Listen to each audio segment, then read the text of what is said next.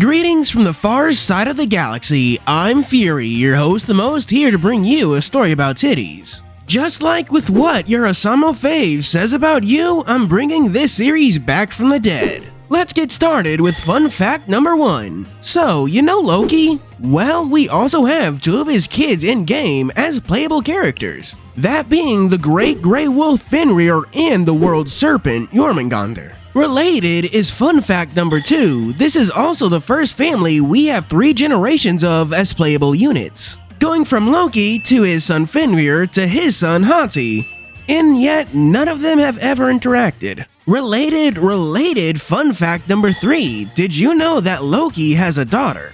You might already know that I'm talking about Hel, the Norse goddess of the underworld, but did you know that she's already in Tokyo? One of Jormungandr's conversation lines reveals as much. なんとあの引きこもりの我が妹がこの世界に冥界より出てこなかった妹をどうやっていやまたお兄ちゃん磯臭いと怒られるのか Hopefully, she'll be revealed sooner rather than later. Related fun fact number 4.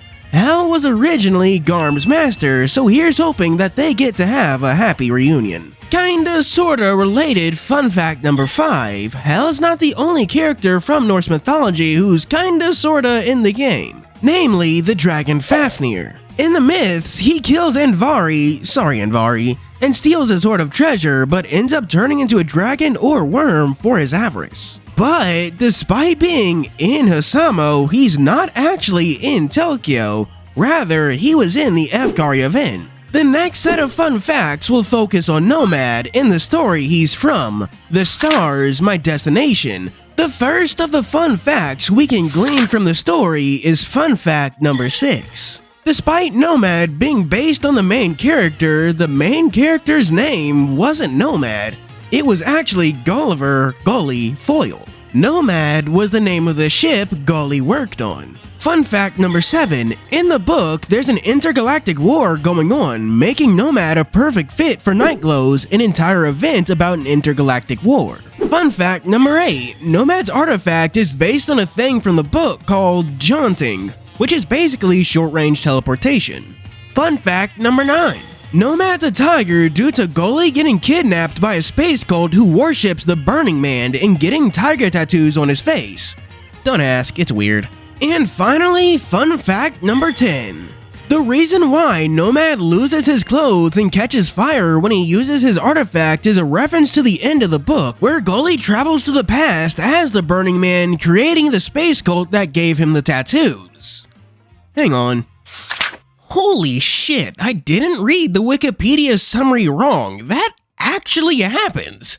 What the fuck is this book? Let's go from one really weird story to one that's more normal. Never thought I'd describe The Wizard of Oz as normal, with my favorite transient Oz. Fun fact number 12. You may have guessed, but he's based on the Cowardly Lion from The Wizard of Oz. Zoe being based on the Nemean Lion from Heracles' 12 Labors. Fun fact number 12. His artifact is based on the first gift the Cowardly Lion got from The Wizard of Oz, liquid courage, a euphemism for alcohol. And that's the closest HOUSMAO will ever be to having one of their underage characters drink.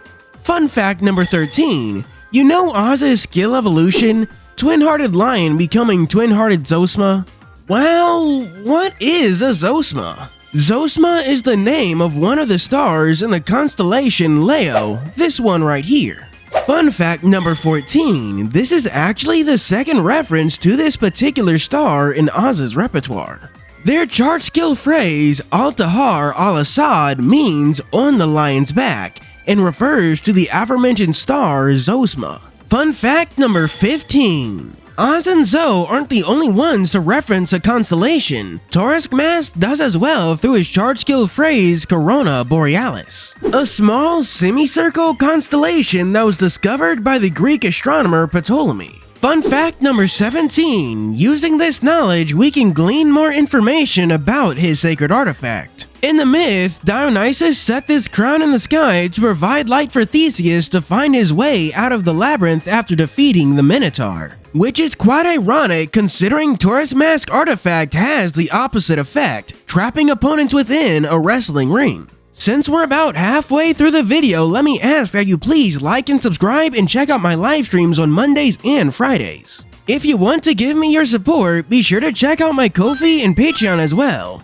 We have a Patreon-only Discord server where we admittedly mostly talk about Master Duel. Fun fact number 18. You know how characters usually get new outfits for their limited units? Like they get a new swimsuit, fancy suit, or even a coat or something. Well, there is one unit in-game whose limited unit has them wearing their default outfit. That being Gabriel's Valentine's unit. Fun fact number 19, the name of Gabriel's charge skill is Gloria in Excelsis. It's a reference to the Catholic hymn Gloria in Excelsis Deo, which means glory to God in the highest. Fun fact number 20, Inaba is one of the few characters to have two people in a single unit. That shark being a reference to Inaba's mythology. In an attempt to cross a river, he tricks a series of river gods to make a bridge, but reveals the ruse just a bit too soon and gets torn to shreds. Fun fact number 21.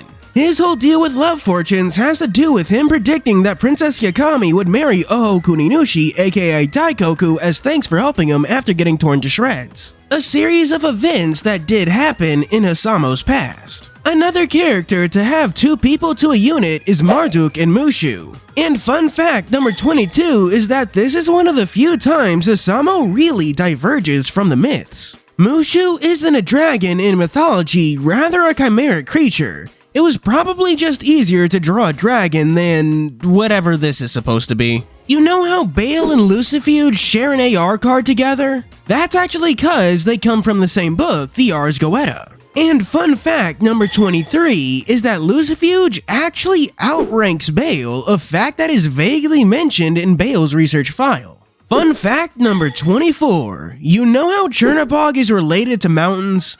Would you believe me if I said that association doesn't actually come from the myths? While it's true that a mountain does share his name, that's more of a modern convention rather than being original. In fact, the connection likely has more to do with the mouse. That's because this shadowy evil demon from the animation The Night on Bald Mountain is Chernobog. Fun fact number 25, you know Kingo's sacred artifact? That belt he wears around his wrist? Its name is the Minenjord, and it originally belonged to Thor. In the myths, it had the ability to double the strength of the wearer, explaining Kingo's rule of infinitude in the games as his strength continuously doubles. Fun fact number 26. In chapter 12, Kingo actually gets to meet the original owner of his artifact, the exception Thor. And Thor reveals that Kingo's been using the artifact wrong.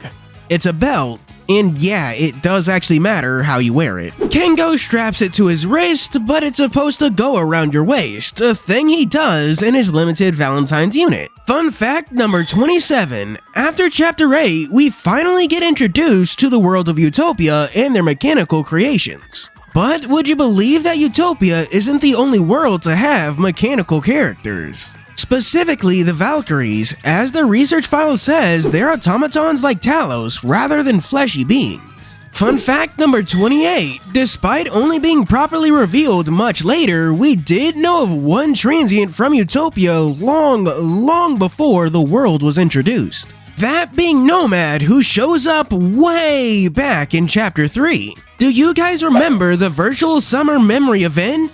You do?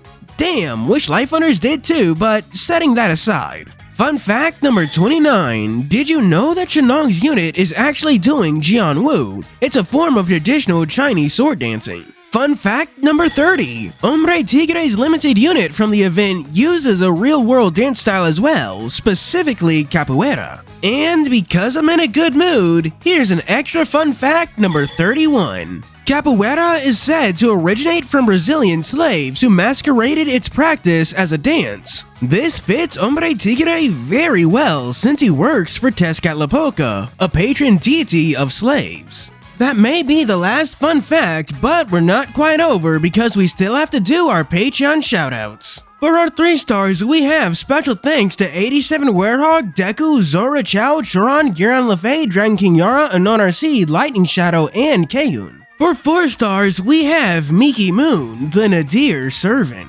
And for our Super D-Tuper special 5-star shoutouts, we have first Vanilla Flower, the Therian King. Then Poor Mage, the Bestial Lubellion.